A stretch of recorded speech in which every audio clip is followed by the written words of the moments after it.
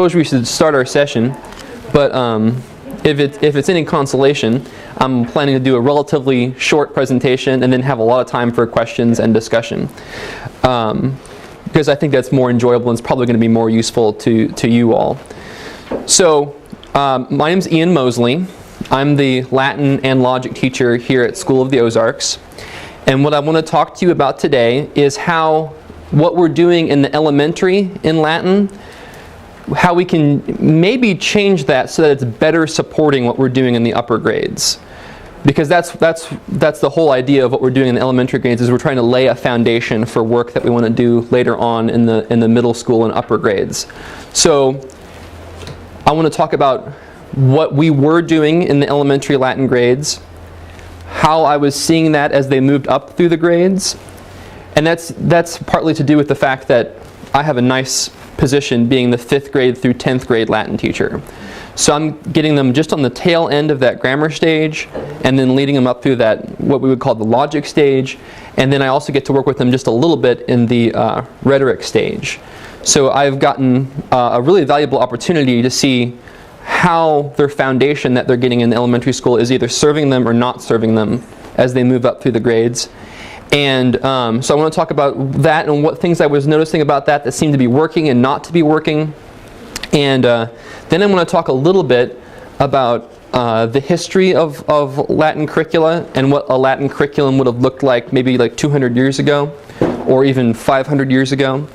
And how we might be able to learn something from that about how we can change our elementary Latin curricula so that they might better serve the purposes of the upper grades. Then I want to talk about what I did about that and what my results have been so far. So like I said, a relatively short presentation. I want to have a long time for discussion and questions. We can go in a variety of different directions when we start asking questions. If you want to just talk about what this presentation is mainly about, which is how we can do elementary Latin better, that's fine. I'll take any questions you want to ask about that. If you have just general questions about Latin pedagogy, what we do at different levels at this school, or anything of that sort, I'd be happy to answer questions about that. So we're free to go in that direction. And I also love to talk about the history of classical education. What did a Christian classical school look like 200 years ago, 300 years ago, 400 years ago, and how we might be able to learn from that, or at least things that are interesting about the way those schools used to be structured. So I'm very happy to go in any of those directions if we'd like to go in those directions during the question and answer session. Or just anything about Latin. I love talking about Latin. And that is, I made this offer to someone individually, but I'd like to make it to you all in general. Make sure you know that's open to you all in general. My email is Mosley, Mosley. People always want to put an extra E in there. I guess this looks like it should be Mosley or something like that. But mosley@cofo.edu. I'd be happy if you ever have a question about Latin or thoughts about Latin pedagogy or Latin programs, and you want to email or ask a question or just discuss something or bounce some ideas. I'd love to do that anytime. Okay. So, what do Latin elementary curricula look like? In general, they have a very similar appearance. If you looked at Memoria presses, for example, or if you looked at classical academic press, there's probably others I'm not aware of, but the ones I am aware of, Logos uses Kraken Latin, they have a very similar format. There's usually a vocab list of 8 to 10, maybe a few more vocabulary words in Latin and English that the students are to memorize, usually for a weekly quiz. There's usually some kind of grammatical paradigm. It might be the first declension endings. It might be a moa mas amat, what have you. There's a grammatical paradigm that they're supposed to memorize, again to reproduce on a quiz. Sometimes, this is true of classical academic press, there will be some grammatical explanations of like what's going on with these paradigms, how do we use these paradigms, how do we translate. And then there's generally some sort of worksheet to go along with that. And so when I started teaching, I've used the Memoria Press curricula before. I used those when I was teaching up in Springfield, at a school in Springfield. And then when we came down here, we decided to go with the Classical Academic Press Latin for Children books over Memoria. And my motivation in making that choice was mainly that I thought the grammatical explanations in classical academic press were better and more detailed. And I liked that there was more stories to translate. You can get that Libellus de Historia, and they get little stories that they have to translate. I thought that was good. And then I feel like it had most of the same things that Memoria did as well. So I didn't feel like I was missing out on anything. I felt that I was just like adding some things on. And we've used that since I've been here, so like, what is it, like 4 years now, Mrs. Carey, that we've been using that curriculum here. And since I teach across all those grade levels, I was seeing what they were retaining as they moved up and what they didn't retain. So in 6th and 7th grade, we switched to Wheelocks. And we just do as much as we can of Wheelocks. I mean, it's a college level curriculum. They can't really understand it on their own. They can barely understand it if you read it together in class. So I mainly use Wheelocks as a source of translation exercises and as a sort of general outline of what we want to cover in terms of grammar. We might cover 8 or 9 chapters in a school year. Not a lot. We're by no means are we going to cover the entire Wheelocks book in 6th and 7th. And then in 8th, 9th, and 10th, when they're moving into the late middle school and the early high school, we switch to Orberg's Lingua Latina, which I'd be happy to answer questions about that if you want to talk more about that during the question and answer. It's a very interesting curriculum. Some people love it, some people hate it. It's got some advantages and some disadvantages. But I do like teaching with that in 8th, 9th, and 10th. And then 10th is the last year they take Latin.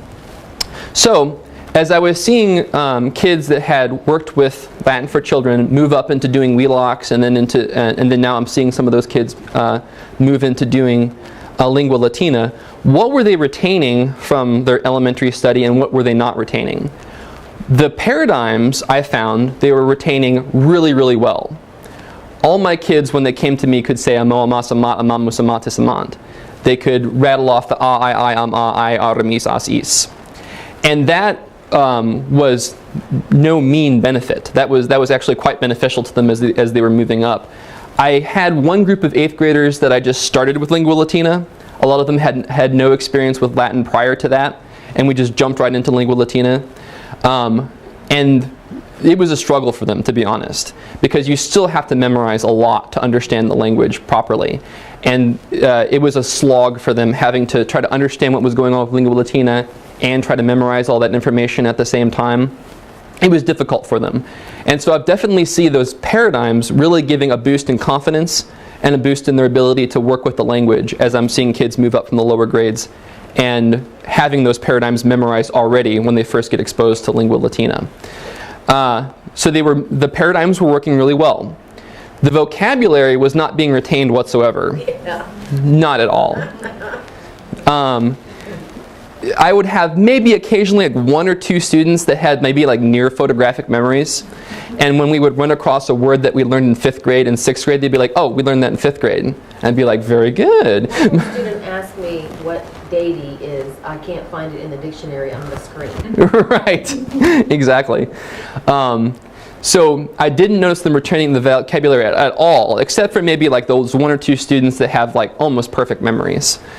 And so I was saying to myself, this is disappointing, because I'm spending in the 5th grade, in the elementary grades, I'm spending about half of my time working on memorizing vocabulary, talking about derivatives to vocabulary.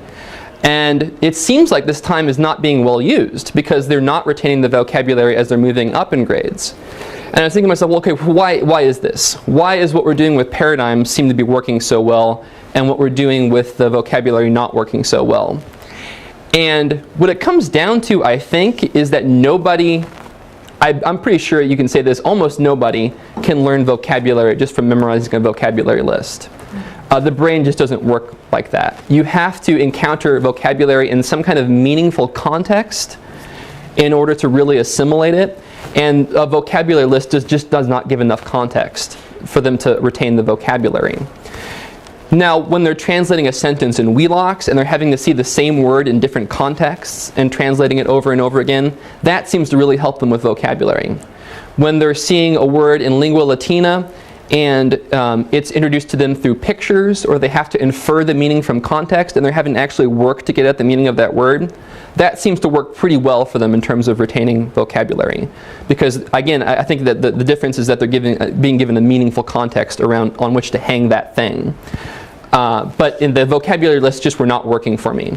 So I asked myself the question, like, why are we spending so much time on something that doesn't seem to be working? And another thing that I didn't seem to be seeing the benefit of was the worksheets that came along with my curriculum. Moria Press has these worksheets, Classical Academic Press has these worksheets, and you probably had this experience. Elementary students don't know when they don't understand something. If you're working with middle schoolers or high schoolers and you're like lecturing to them something about what they don't understand, you'll start to see that frowny face or the furrowed brow, or they'll start to get a little uncomfortable. You can lecture to fifth graders all day about something they don't know, and they'll just be smiling back. Yeah, right on, Mr. Mosley. And you'll ask them a question, like what did I just lecture to you on, and they'll have no idea. So what I was finding was that my elementary students would just happily fill out these worksheets, very cheerfully flip them back and forth, and they were understanding nothing. There'd be a translation like on the Moria Press worksheets, translate "you love" into Latin. How many times has your student put "amos" when you asked for "you love"? It's always "amo," right? Maybe a really clever student will say like "tu amo." He'll remember what the word for "you" is and put that in front of "I love." But they're very cheerfully doing their work while not understanding how much they're not understanding. So that to me was not working very well. This also seemed like it was a waste of time. So another thing I noticed as they were moving up into the upper grades, there was a lot of terminology I was wanting them to have a handle on that they really didn't. I wanted them to understand terms like first person, second person, and third person, and maybe not even understand those terms, but at least have some kind of mental framework on which I can hang a meaning of those terms, some kind of frame of reference that would enable it to be something other than just an abstract term to them, and they didn't have it. And I was, well, so why is this? I'm thinking, like, why is this the case? And if you look at Classical Academic Press, for example, they have these great grammatical explanations that they give for like the functions of the different cases. But those explanations go on for paragraphs and paragraphs. To explain what the nominative case does, it takes up a whole page. It's probably like 200 words. And they might understand it when they're reading it, but there was nothing that they could take away with the way they memorized the paradigms. There was nothing that they could take away from that they could just hold in their memory. Like the nominative case does blank. Something short and succinct like that they could memorize. Now, of course, you can do the thing like you do, never give Davis any apples and Spido. That helps a little bit if they've got a good command of Shirley grammar. But at least in our case, sometimes they don't get to the direct object in Shirley for a long time, which is the bane of my existence. If Shirley just put the direct object earlier, my life would be so much easier. But a lot of times they haven't gotten to the direct object yet. So saying Spido and saying the accusative is the direct object, you might as well be speaking Chinese to them. They have no idea what that means or how to translate that into understanding Latin syntax. So I was coming away with these observations. They're not learning the vocabulary because the vocabulary lists don't work. They are learning the paradigms, so good, that's helping. They're not getting the benefit from the worksheets. And I'm wanting them to have at least some kind of succinct definition they can give me from memory of what these different syntactical terms mean that they can use later on, but they're not getting it right now. Okay, so I'm thinking through these problems, and I can very much identify with Mr. Selby's presentation about going ad fontes, because that's a process that really fascinates me and really gets me fired up, is looking at what were classical educators doing 100 years ago, or 200 years ago, or 500 years ago. What textbooks were they using, or 1,000 years ago for that matter? What can we learn from the way that they were teaching back then? And during the course of my studies, I encountered an English grammarian by the name of William Lilly, who probably composed the most influential textbook of all time. William Lilly. He was an English grammarian. He was a contemporary of Henry VIII, and he composed a work that he called A Short Introduction of Grammar. So you can find William Lilly, A Short Introduction of Grammar. And grammar here means Latin grammar, as it generally did in the olden days. A Short Introduction of Grammar by William Lilly. It was, some of this was a collaborative. He collaborated with a humanist named John Colet, Johannes Coletus. He collaborated with Desiderius Erasmus, who was in the area at the time and very influential in educational circles. And they were sort of cooking up, like, how are we going to teach kids Latin? Because, I mean, I don't want to go too much into this if it's going to be tedious, but of course, in the Renaissance, you get a very revolutionary change in Latin pedagogy, because people no longer want to do medieval Latin. They want to go back to Ciceronian Latin, the way the Romans would have spoken the language and used the language. And really the language that we teach today. Most of us are aiming to have students understand classical Latin, not necessarily medieval Latin. So there was a bit of a pedagogical crisis, because how are we going to get kids to understand this? People have been speaking medieval Latin for centuries and centuries. How are we going to restore this purer Ciceronian idiom and teach kids how to compose in it and understand it and speak it? So the solution they came up with was to write some grammatical texts for the study of school children. And so part of this text, which is called A Short Introduction of Grammar, was written in English. And then there was another part to the grammatical text that was written in Latin. It's called the Brevissima Institutio, the briefest introduction, the briefest overview of Latin grammar. But I'm going to focus mainly on the part that was written in English, because I think we can learn a lot from it. So this is what a Latin curriculum looked like in the Renaissance, at least in England at this time. And what I noticed about it, looking it over, because you can read it online, it's at your disposal, it mainly focused on teaching two things to children. It focused on teaching them the Latin paradigms, and it focused on teaching them short definitions of grammatical terms that they could then apply later on when they were doing translations. So it's, the clouds parted, the light comes down from the skies. They knew what they were doing. They were teaching those things that the students were actually able to master. So, for example, the nominative case. As I mentioned, an explanation of what the nominative case does in a Latin textbook, even on the elementary level, might run to 200 to 300 words. There's no way anyone's going to memorize that. William Lilly's definition of what the nominative case does is the nominative case cometh before the verb and answers the question what or who. That's his definition of what the nominative case does. Now, obviously, that's an oversimplification. He's relying on your knowledge of English word order to convey what the nominative case does. He's not using technical terms like subject or object, because he thinks kids aren't going to understand that.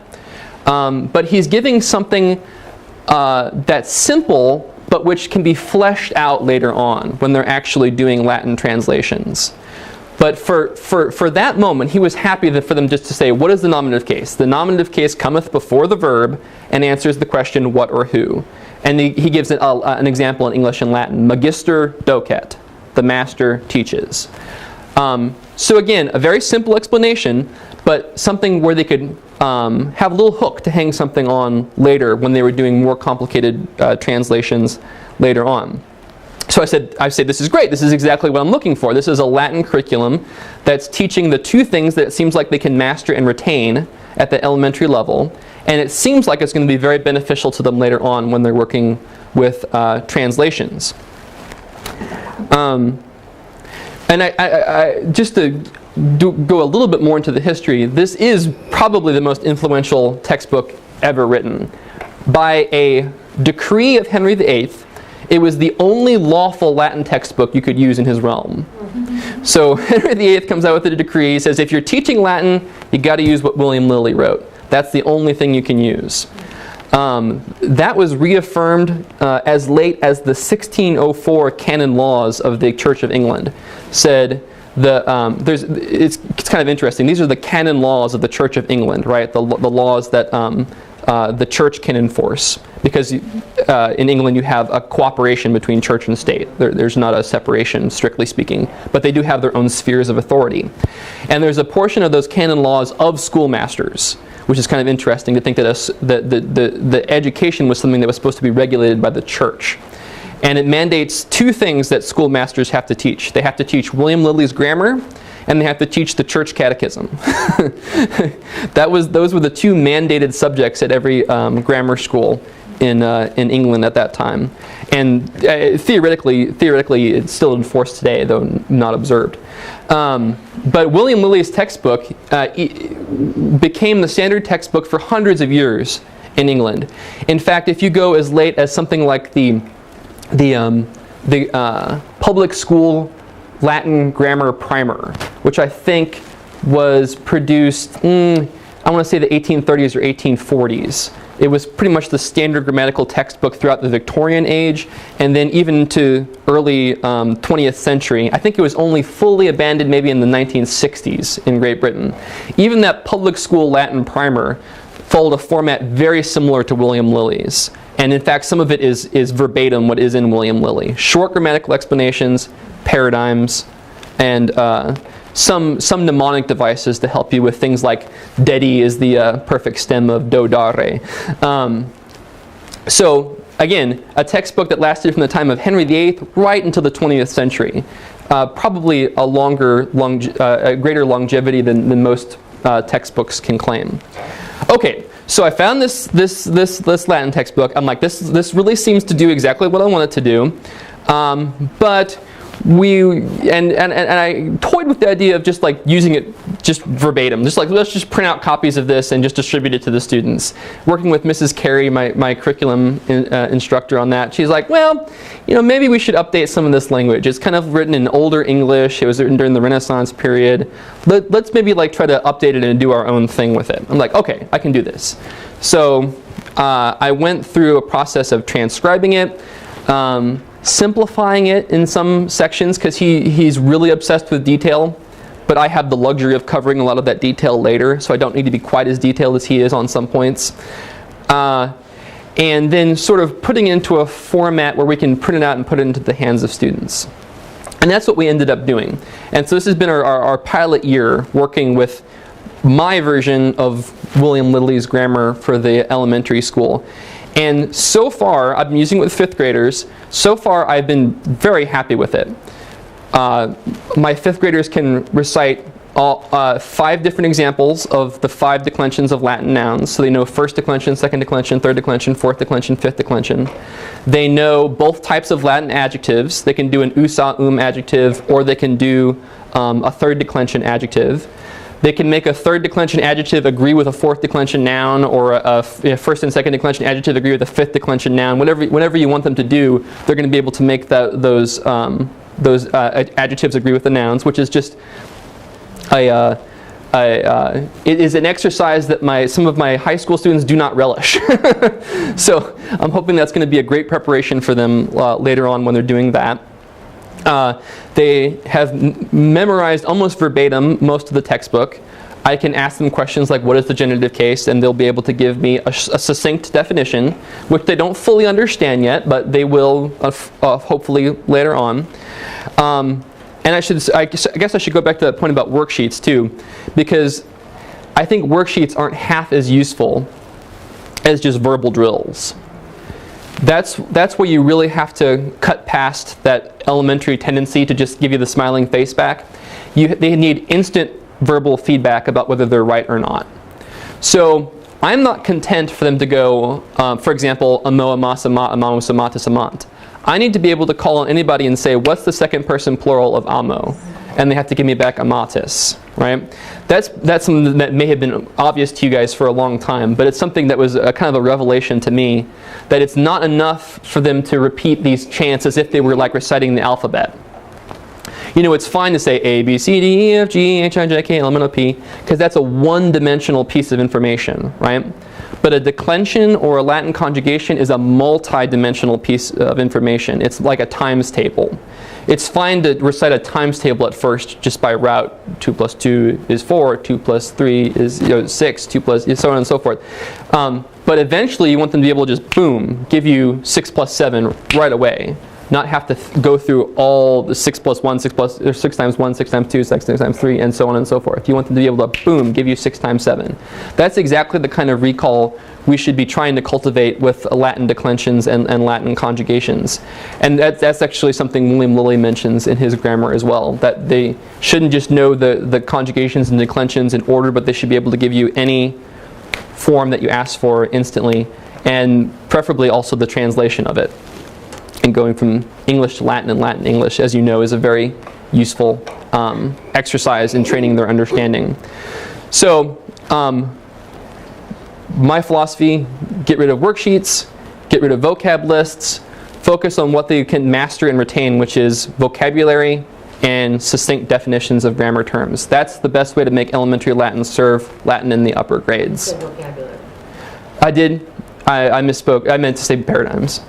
Focus on the paradigms. Focus on succinct grammatical definitions. Drop the vocab lists. Drop the worksheets. That's it. I haven't done any vocabulary with my 5th grade beyond if we're doing like a 4th declension noun like haec manus. They know manus means hand, but that's obviously a very limited set of vocabulary. They maybe know a dozen words in Latin, but I'm waiting to train their vocabularies in a way that I think is actually going to be a way they can retain when they're actually doing translation in 6th and 7th grade, and when they're doing readings in 8th, 9th, and 10th grade. Let's just open it up for questions then, because that's mainly what I wanted to talk about. So do you have them doing any translation at all in 5th?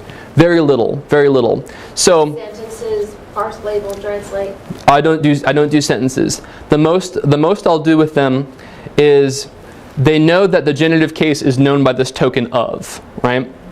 And they know that haec musa, for example, means amuse. So I will ask them, how do you say of amuse in Latin then?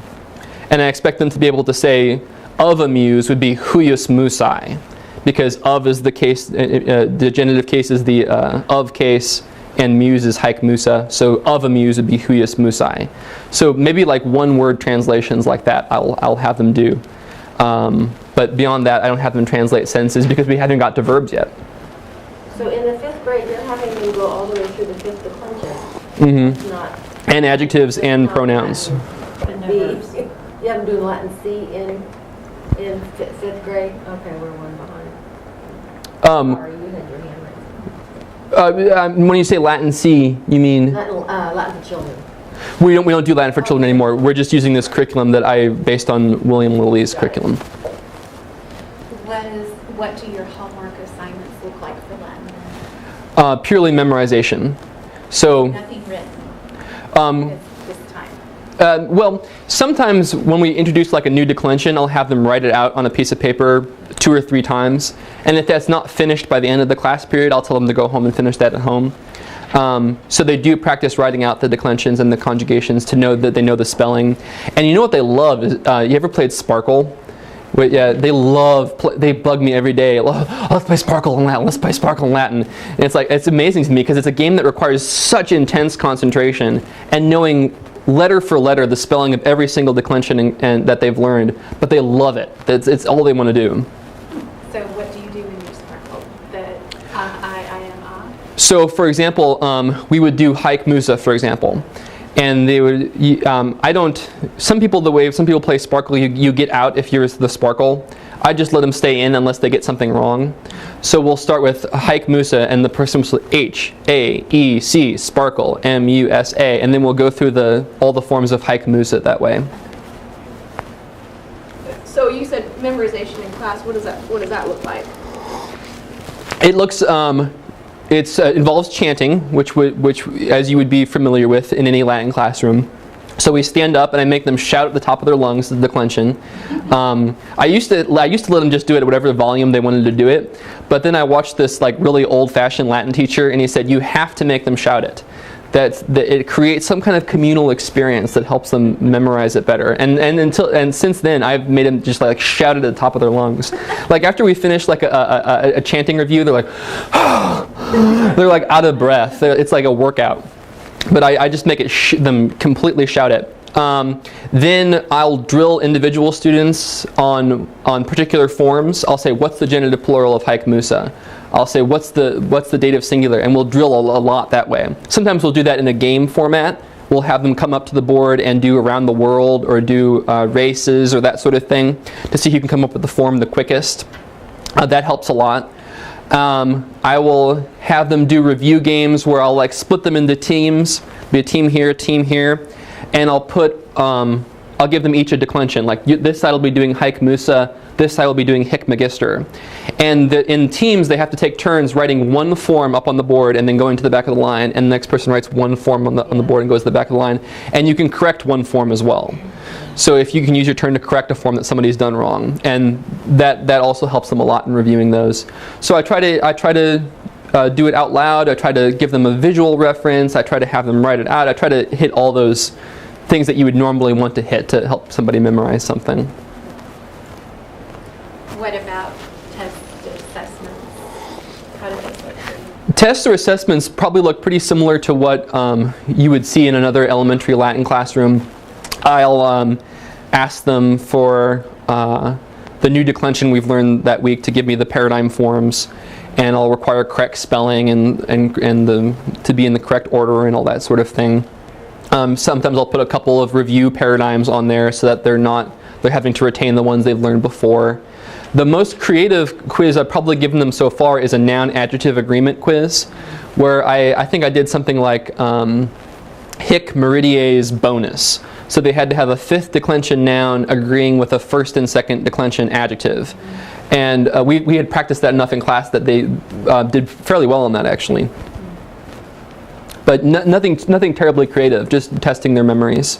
I'll also, since we've memorized all these definitions for grammar terms, like the genitive case is known by this token of and answers the question whose or of whom or of what, I'll put questions like that on a quiz as well. What is a genitive case? And I'll expect them to give me the definition that we've learned in class.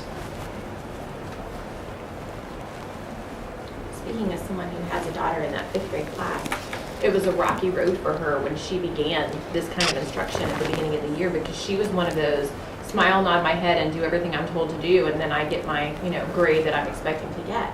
And so when she figured out throughout the course of her first semester this year that that wasn't going to work, and that she had to actually come home and not only just speak over and over again, each spelling even down to the letter, but she had to, for her to be able to really do well on the quizzes, she had to pull out a piece of paper and go, what do I remember? And I have to write it down where it goes, and then do it again. Probably 35 sheets later, she has it and it's there, and she hasn't lost it. But she's never had to study that way before. It forced her to find out what was the best way for her to internalize the information so she can use it later. It's been a huge difference. And I'll just be honest with you, she failed the first semester, flat failed Latin. And that woke her up to, okay, there's something I'm not doing right. And now she has an A in it, because she realized this is not just about going through the motions, smiling and filling out a worksheet that I don't know anything about. It's about me actually being able to tell mom what these are and know about them and internalize. It's been it's convinced me watching her struggle through it and figure out what she needs to do. I'm having a hard time wrapping my mind around spending time through the whole year in class and not having them. You said do they memorize Hic, Haec, Hope? And one of the interesting things. Yes, one of the interesting things about the way William Lilly handles the noun paradigms, he always has them decline a noun along with its article, so a form of hic, haec, hoc. Yeah. And at first I thought this was kind of weird, because this is what a contemporary Latin curriculum generally does, but it's a pattern that goes all the way back to the ancient grammarians like Donatus and Dionysius Thrax. And I've found it to be very helpful for them, actually. It's a little bit intimidating at first because they have to memorize 2 forms, not just one. But it actually considerably reduces the ambiguity, especially of something like the first declension. Yeah. Because as you know, in the first declension, we have the ending I for 3 different forms. Right. And it can be very confusing, especially when you're a black and white elementary school thinker, to tell those 3 forms apart. But if you've got huyus musai and huik musai and hai musai, suddenly those forms don't, I mean, they'll still look similar, but suddenly you can tell them apart because of their article. So it's something that seemed weird to me at first, but I've sort of seen the logic of it as I've used it in practice. And as they're declining that, do you have them write the meanings in there also? I don't. We sometimes review the meanings, and especially when we're doing things like playing games, I'll drill them a lot on the meanings. I like my games to be harder than my tests. So I try to throw stuff into my games that is going to be harder than what they're going to see on a quiz. And that's one of the places I like to use that. It's something that I know that not every student is going to master at that age. So it's something I want them to see a lot and get exposed to, but it's not necessarily something I'm going to test them over. So in 7th grade you start vocabulary? In 6th grade we start working through Wheelocks. I'm thinking of actually switching to Henley next year. Because I like it has a much similar grammatical progression to what we're using in the elementary school now. So that's the point where you use pictures or stories? Or just translation sentences. And then I think they'll be retaining the vocabulary a lot better because they'll be seeing the vocabulary in a meaningful context. Wow. So in just the early grammar stage for 2nd, 3rd grade, what are they introduced to any Latin? We start Latin in the 1st grade. We use the song school Latin, which seems to be working well. I think it gets them really comfortable with Latin, so they're not as intimidated by it when they study it in the further grades.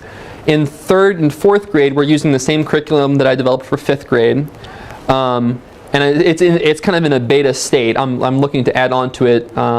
So my hope is that they'll actually have the noun forms and the verb forms memorized by the time they get to 6th and 7th grade. But since we're all starting everybody fresh on this, we just started everybody out on nouns and adjectives and pronouns. So then you just repeat the same things in the 5th grade? There'll be some repetition because I want us to review and retain those forms that we've learned previously. But my plan is for them, what my 5th graders are studying now is what I want my 3rd graders to have mastered by the time they move on to 4th grade. And we'll build on in 4th and 5th grade. I've been thinking of ways to try and support the Latin curriculum in memory time, and we've had a few discussions about that. But as I'm reminded with your words today, I wonder, do you think it would be beneficial? I know they have to have a context or the vocabulary, you're just wasting your time. And so with a picture context, would that be enough for the young kids to be able to give some kind of meaning to what they're learning? If I was to pull up a picture of whatever whatever word, the meaning of the word on the screen behind me as they're learning those songs in memory time, do you think that would be worth the time? That's the question I have. Because I'd really like to develop that, but I don't want to do it if you feel like they're not ready for that. Yeah, I think that could work, especially for stuff that's very concrete. Right. So I think you could definitely teach them puer and puella that way. Yeah. And wir and femina and those sorts of things. Right. They get those really well from pictures.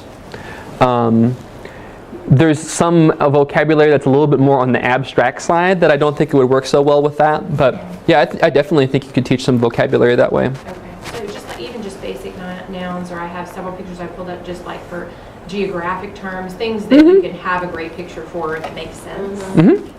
So, okay. I was also thinking one of the sessions talked about making it funny and associating, like, for instance, the word Argentum. Mm-hmm. Making a pirate loves silver. Right. They love the loot. So, I mean, doing fun stuff like that might. Yeah. I used to have a 4th grader that would come up with the craziest ways to memorize nouns. Like he'd say, Mr. Mosley, I remember now that donum means gift because donum sounds like donut. And when you do donuts in your car, you might be swirling around and around and get really dizzy and fall out of your car and hurt yourself. And then you'd have to go to the hospital, and you'd be in the hospital and everyone would feel sorry for you, and they'd come and bring you flowers as a gift. And I'd be like, buddy, if that works for you, that's great. Much easier. You will never forget that word. Yeah, Ever. that's one of the things they teach you in like the memory palace thing, right? Is make your mnemonics as ridiculous as possible. I guess he had an intuitive sense of how to do that. So wouldn't it be true that when Lily first wrote this, the students he had would have experienced Latin in other contexts outside of school, like church or those kind of things, but they would have already seen and heard in context, and so therefore pulling out paradigms would have been logical. But if we don't have that context, are we starting in a false place? Well, I take your point that they probably would have had much more exposure to Latin than an average school child today, in the sense that they would have been exposed to the Latin liturgy and that sort of thing. How much they would have understood of all that is a good question. Possibly more than I might expect. Well, even Possibly just not. like the beauty aspect of where is this language going? Taking that too far if we're only looking at doing paradigms and there's no context until a few years later. Yeah. My experience with elementary students is that they don't worry too much about context. So I'm happy giving them something that's a little bit decontextualized at that age, and then filling in the context later on. I don't see that harming them, but I take your point that this language is ultimately meant to be used in a communicative context, and we are, in a sense, doing something a little bit unnatural with it at first. I think in pursuit of goals that are consistent with the natural use of language, but I take your point that it is a little bit artificial. Do you, at the elementary level, introduce any Roman culture at all? A little bit. Like, so their example of a first declension noun is haik musa, a muse. So that's a great opportunity to just have a discussion about what a muse was and fill in some details about Roman culture like that. But with the 5th graders, I have them for like 30 minutes a day. So my priority is stuff that they're going to master and retain later on. And then when we get into 6th and 7th and 8th and 9th and 10th grade, we have all sorts of great discussions about Roman history and Roman culture. So I'm sorry, I think I just missed that. How long are your Latin classes? In the 5th grade, I have them for 30 minutes a day. Like 5 days a week? Yes, ma'am. Yeah, that's a short class. It is very short. In 6th and 7th, I get to have them for a 50-minute period, 5 times. Every day? Yeah, every day. And then that's true of 8th grade as well. In the high school, I get to have them for about 2.5 periods a week in 9th and 10th grade. So the time gets cut down a little bit. So when they do begin their translation, is it open book? Can they look in the glossary for their meanings then, or? I have done it both ways. I have given them translation tests where I expect them, especially in 6th and 7th grade, where I expect them to just know how to translate it. Those don't usually go so well. I've experimented with like letting them use a dictionary, and that seems to help a lot. In 8th, 9th, and 10th, all their tests are unseen translations that they don't get any references for. Oh, that makes sense. Yeah. Yeah. I might be the only one that does lingua in the grammar stage, but I was wondering about pacing. You said 8th, 9th, and 10th you do lingua. Mm-hmm. Do you try to finish the first book in those 3 years? I couldn't possibly. Okay. No. Yeah. So About what would you do for the 8th graders in 1 year? How many chapters would you do? in the past, I have been lucky to get through maybe 9 with a group that hasn't been exposed to Latin before. But my 8th graders that I have now have done several years of Latin, and they're a little bit more comfortable with it. So I think I'm going to be doing more chapters, maybe as many as 11 or 12. Okay. And then probably cover 6 more a year in the, and that has a lot to do with just the shortage of time. Sure. Since I only have them about two and a half periods. I have them together on Fridays, which is why I say 2.5 periods. The freshmen and the sophomores is what I mean to say. I have them together on Fridays during the same period.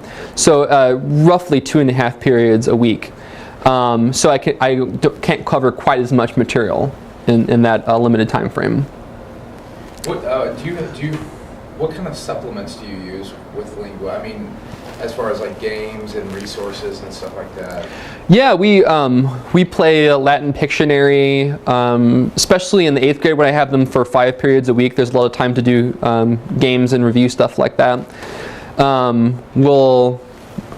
We use all 4 books in that series, by which I mean the Familia Romana text, the Exercitia Latina, the Colloquia Personarum, and the College Companion. Yeah.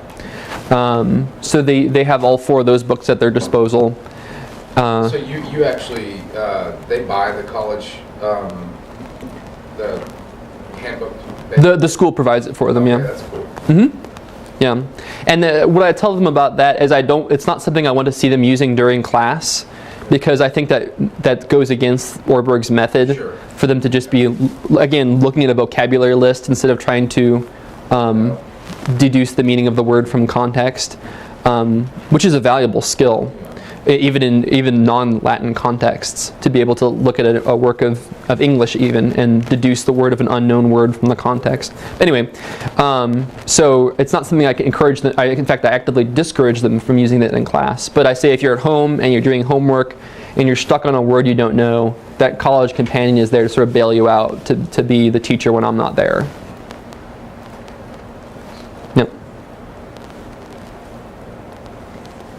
Yes? I'm going to be I am the administrator of a new school. We're opening in 18. Mhm. So where would we start with, say, our 5th or 6th grade class? You know, what curriculum would we use? I would say you could do a couple of things. You could use one of the standard curricula that's out there, Memoria Press or Classical Academic Press, and you could just focus on the stuff that's going to be mastered, which is the paradigms. And I would recommend trying to supplement that with at least with some sort of grammatical catechism, something where the teacher can ask, what is the nominative case? And they can give some kind of canned response that they're going to be able to retain later on. I don't know of any commercially available resources like that, but it wouldn't be too hard for someone familiar with Latin to come up with something like that, especially if they could look at Lily's curriculum as an example. So I would recommend starting there, or the English, the public school grammar primer that I mentioned earlier, that was based on William Lilly, is actually a pretty put together curriculum. It's a 19th century Victorian curriculum, so it looks like a modern book. It doesn't look like a Renaissance, incunabula like the William Lilly text does. So that could almost work right out of the box. The only disadvantage of the English grammar school primer is that the German philosophy of linguistic study is beginning to become influential in England at that time. So the grammar is starting to move away from being how do I use this language, which is what the humanists were concerned with, to how do we study this language scientifically. So the English grammar school primer is starting to get in the sort of scientific linguistic direction, and therefore it sometimes gets into detail that they just don't need to be able to use the language intelligently. But I think a judicious use of that could also work at that level.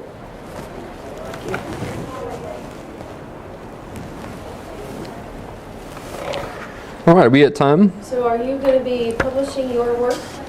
Maybe. It's still, like I said, it's still in kind of a beta stage right now, but hopefully I can get it into a shape where... To at least have your short definitions of the... Sure. Each. Yeah, send me an email. I'd be happy to send you at least my catechism, so you can look over that and see if it'd be something that would be beneficial. I feel like right now I'm banging my head against the wall with the vocabulary. It is so frustrating. Mm-hmm. Lily's work is obviously, it's not copyrighted, it's free. No, yeah, it's absolutely free. Yeah, you can take that and make your own derivative works of it. Right. No problem. All right. Perhaps just sticking with vocabulary that had obvious derivatives might help also. Yeah, the derivatives, they find the derivatives interesting, but I haven't noticed it help too well with retention for some reason. You would think it would. Yeah, I know. But I haven't found that to be the case. Thanks for coming, everybody.